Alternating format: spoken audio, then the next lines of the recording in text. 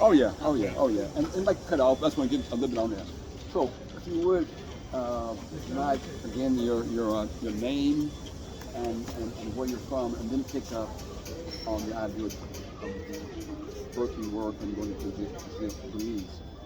Yeah, absolutely. So, my name's Liz Ordaz, and I currently live in Tucson, Arizona, but I'm originally from Los Angeles. My family is Terra Madre and from Morocco, and Wow, so really?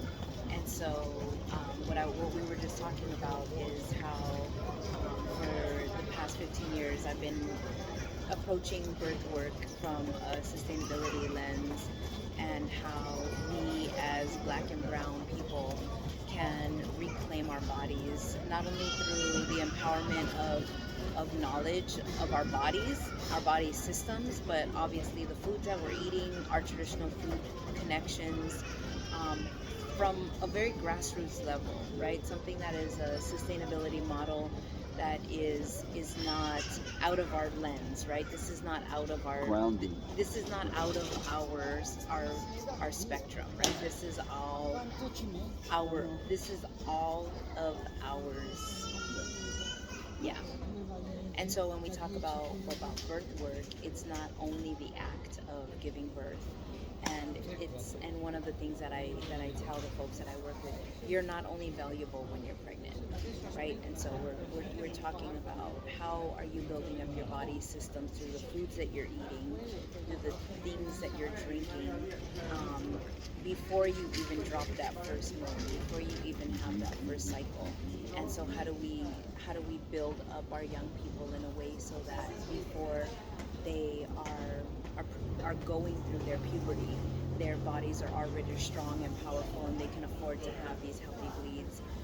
And then some people think that it's only regarding the young women, but as we know, we have to bring the young men into the conversations Absolutely. so that they know how how to support their family members, their community members, themselves with knowledge, so that this we don't have two genders going down two different Right, paths, right. and then when do they meet in the middle? Well, when it's time to have sex, we can Yeah, we know better now. We yeah, can catch that earlier. yeah. It's like the Baha'i faith has a bird as a symbol, two wings of a bird called male female, and it's a community, a whole community that have two strong wings. Absolutely, Yeah. absolutely. And so much of what we used to do in rites of passage help provide this language at different ages, 3 years old, 6 years old, on and on and on. What responsibilities are, the things you bring to the community table. And we've lost all of that, fragmented, disconnected. We're trying to bring it together again. So the idea of regeneration as part of our theme means not just regenerating the soul, but regenerating the soul by reconnecting with what we might call traditional, indigenous. And I say that we all come from indigenous people. Okay? Some of us, many centuries of disconnect. So part of our work is to reconnect with those indigenous traditions and values and bring them up in the 21st century. But now, so when you went to Belize, how was that trip and when did you do that? Yeah, so Clayton and we've always been very mindful to bring other folks from the north down with us. We've been going for about 7 or 8 years now. And so one of the things that we're doing is permaculture and sustainability and how it relates to our body systems down there with the traditional women. And so it's really beautiful because we let them lead the conversation. Yeah, You know, yeah. we ask them. I introduced myself. How it started was like most things, you don't know what you're getting into until you're in it. I went down and he said, just introduce yourself and what you do. And so I did. And they had all the questions, what is menopause? When is it normal? My period this, my cycle that, pregnancy this, when is it okay to stop breastfeeding, and asking me all these questions, which are all very socially formative questions. things that we are told the answers to, or so there's a lot of demystifying that took place. And so that's what we've been doing now, thankfully, for like I said, about the past 7 years. And so we're building with Mayan women who are really building up with their own communities, and we're taking tools down to them, and we're sharing links, we're sharing information, we're sharing resources, and it is genuinely community women led. And so It should be. my goal is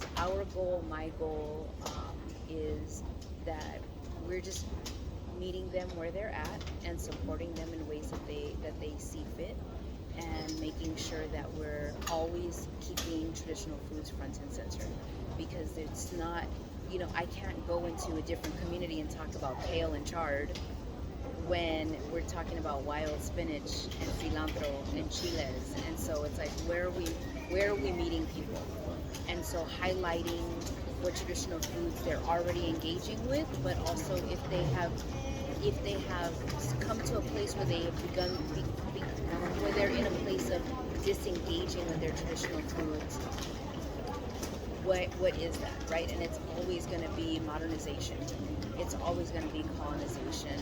It's always going to be the urbanization. And so when we kind of talk about the cholesterol and obesity and the cardiac impacts, that's when it's like, okay, well, let's bring that up, and then let's talk about how do we get back to that place. Absolutely.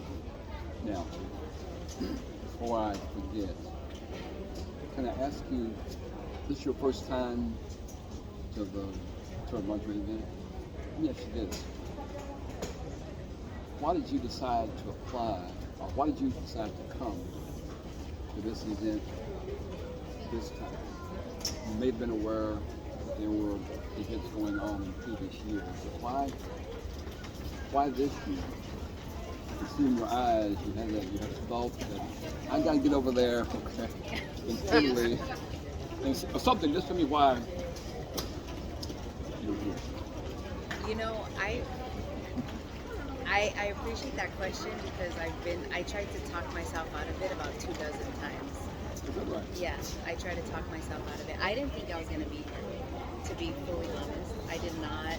I said, Clayton asked me to apply. I said, I'll do it. Yeah. I didn't think I was going to get chosen. And then it said, oh, you got chosen. What? So every single step has been, no way, it's not going to happen. I can't do it for this reason. And really what it comes down to is, I believe, the ancestors, the spirits, the universe, they have me here. That's all it comes down to. Always done. That's all it comes down to. And so I had to let go 12 times, and I wanted to walk away from trust. I wanted to say, let my human, selfish ego side get in the way 24 times, and say all the reasons why I couldn't be here, and then I had to let that go and push through and sit with it, and then just say, there's a reason that I'm there, and whether it's the people. And one of the things, if I can also say, is I also think we too often do not hear women's voices. Yes. We too often Absolutely. do not hear Black, brown, queer people's voices. And so how do we step into those spaces? And I'm learning every day. Both of what I call the dominant culture not providing avenues, pathways to listen to those other voices. But it's also our responsibility to resist the reluctance to say, do I want to spend time with those folk, or what do I have to offer? Or we think of our voice as being at times a small voice. But it means us, in many ways, helping create, build our own capacity, our own empowerment to say, we've got to be present, accounted for, sometimes in situations with a great diversity of cultures, sometimes not. But but we have to be present. And that's so the idea of having voices is both people who are oftentimes holding the doors closed, opening the doors up. And it means also us going through the doors and creating other kinds of avenues around the doors and around the barriers and whatever else. And to recognize that I represent a variety of these other voices and my presence in a variety of ways, whether it's through speaking, chanting, praying, music, art, dance, all the different forms I can bring to the table. And I appreciate you saying that because, there were several Zooms that we all were on. And I will tell you, when I saw your black face on the Zoom, I was like, yes. And when I heard somebody say, slow foods is racist, and so what is slow foods, and I don't remember who said it. They didn't say it in that direct way, but they said, where is the diversity?